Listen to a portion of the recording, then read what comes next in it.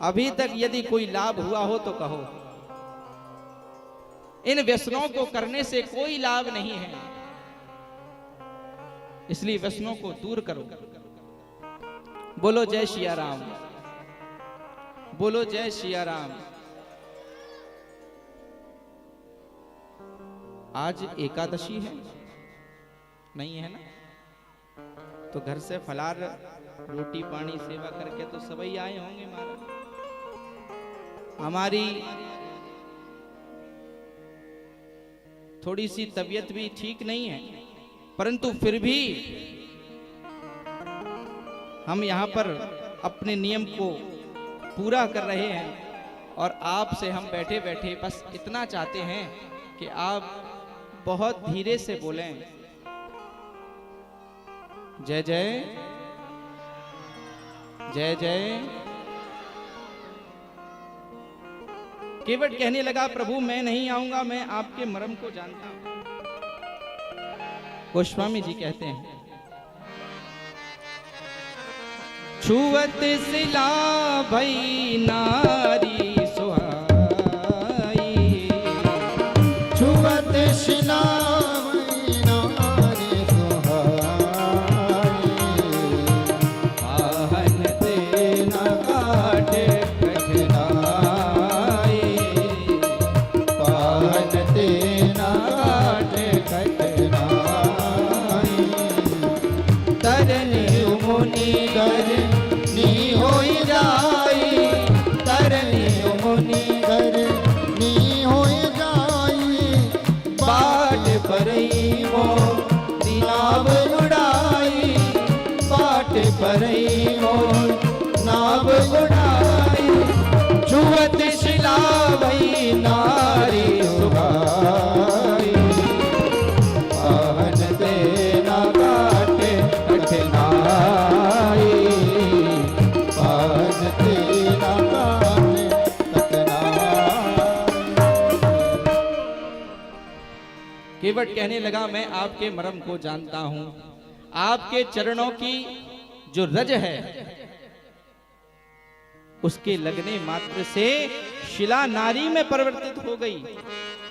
और महाराज, मेरी तो टूटी पुरानी नाव है जिससे मैं अपनी जीविका चलाता हूं, कहीं मेरी नाव नारी बन गई तो मेरे तो एक पहले से ही है, दूसरी का खर्चा कहां से लाऊंगा। इसलिए हे प्राणनाथ, मैं आपके चरणों में विनती करता हूं कि मैं आपके बिना चरणों को धुलाए अपनी नाव में प्रवेश नहीं कराऊंगा। भगवान खड़े खड़े मुस्कुरा रहे हैं और केवट भगवान के मुख को देख करके अटपटी वाणी में कहने लगे, यही भक्त का स्वभाव है। भक्त भगवान को जो प्रेम से निवेदित कर देते हैं, भगवान उसको स्वीकार करते हैं।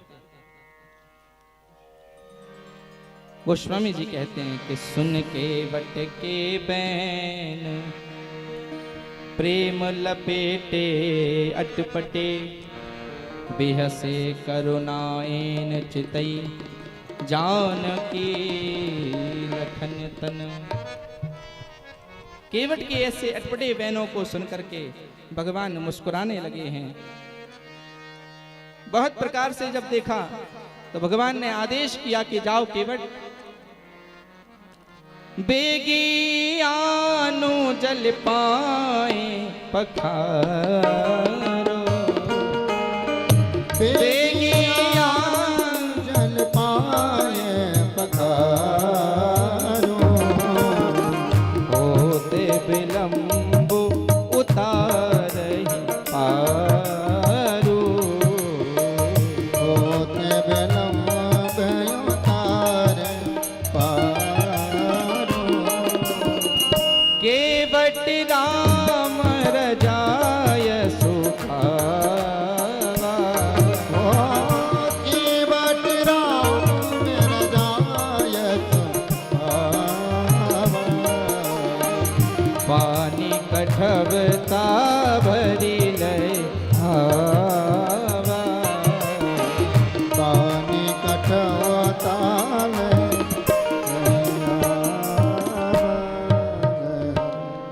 गोस्वामी जी कहते हैं, प्रभु श्री राम की आज्ञा पाकर के केवट प्रसन्न होकर के उठा और तुरंत अपने बच्चों को आवाज लगाई, अरे पप्पू डब्बू चप्पू सब लोग चले आओ।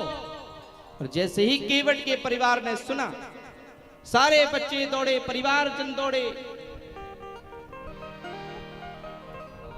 और कठौता लेकर के केवट कहता है, यहां पर गोसाई जी ने एक शब्द का उपयोग किया है, पानी कठवता भरी ले आवा। यद्यपि तट है गंगा का और गंगा जी के जल को केवट कहता है पानी। क्यों?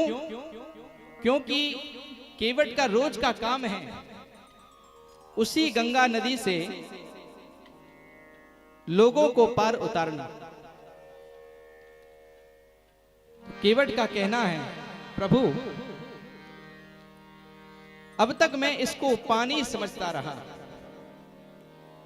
परंतु जब आपका दर्शन हुआ तब समझ में आया कि आपके चरणों से जो निकली धारा है यह गंगा है। अब मुझे इस बात का यकीन हो गया कि ये गंगा है। अब प्रश्न चिन्ह ये लगता है कि गंगा मैया के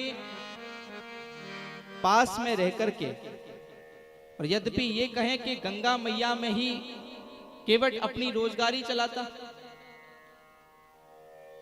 और गंगा तो जगत को पावन करने वाली है, जगत को तारण करने वाली है, फिर भी केवट का अभी तक कल्याण कैसे नहीं हुआ? क्यों? क्योंकि केवट उस गंगा जल को पानी समझता रहा। जब भगवान के दर्शन केवट ने किए तो आज समझ में आया कि यही पानी गंगा जल है। बोलो जय सिया राम। तुरंत आया महाराज, कठौता लेकर के कहने लगा, प्रभु अपने चरणों को इस पर रखिए।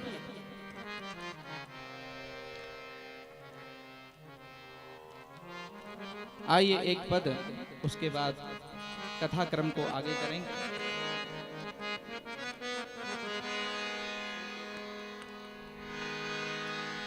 सुन केवट मेरे भैया,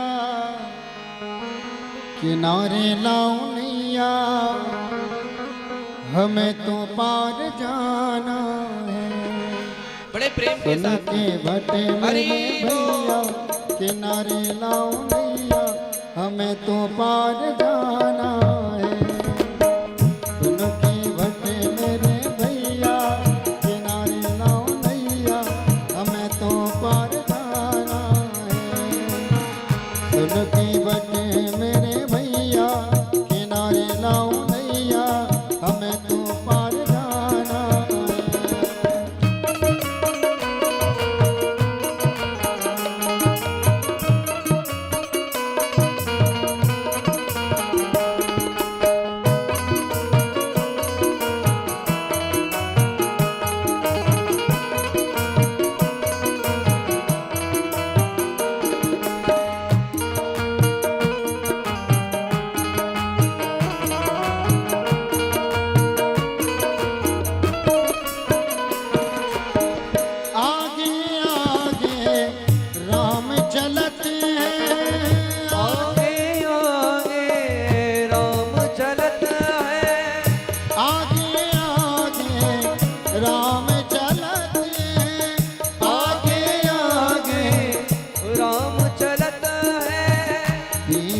लक्ष्मण भैया, किनारे लाओ नैया, हमें तो पार जाना है।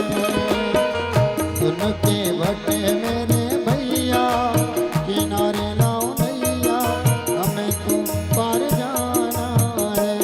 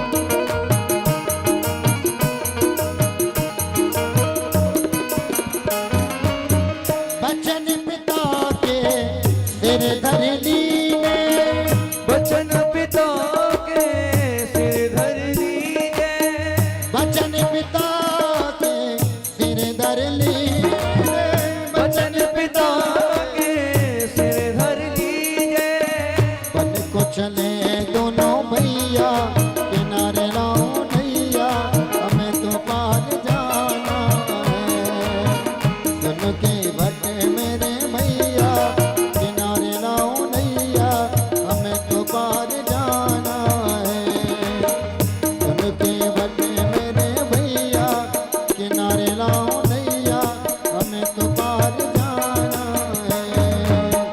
सुन के भट्ट मेरे भैया किनारे लाओ नैया हमें तो पार जाना है। मैं तो पार जाना है, हमें तो पार जाना है।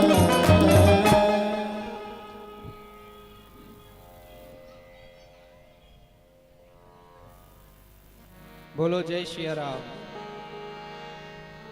अरे जरा प्रेम से बोलो जय सिया राम। प्रभु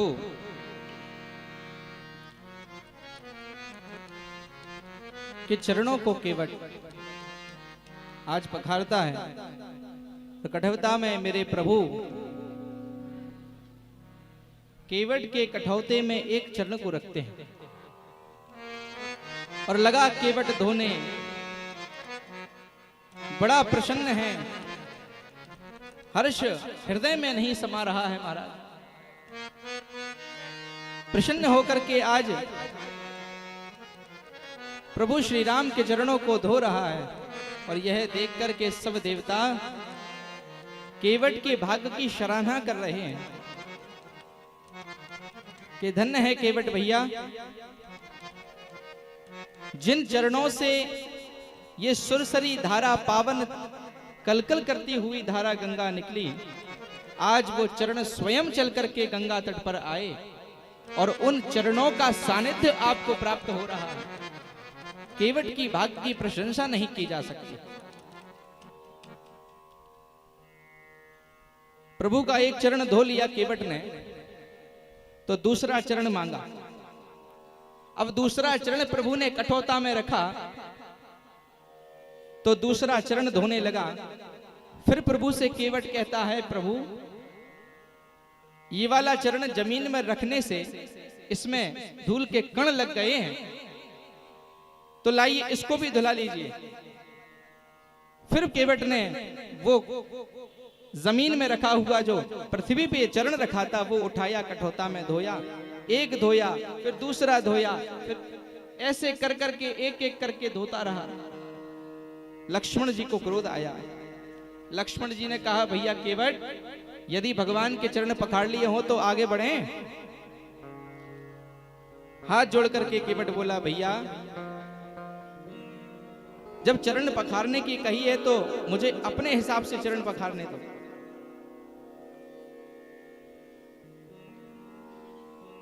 तब प्रभु ने केवट के कही अनुसार अपने दोनों पैरों को कठौता में रखा और केवट चरणों को धोने लगा।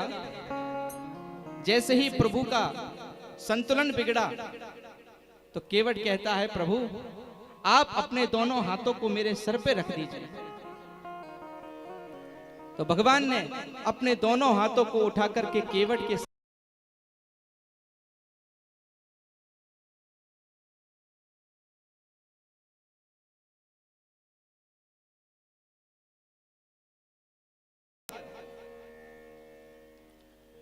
परम सौभाग्य की बात है कि जिन चरणों के लिए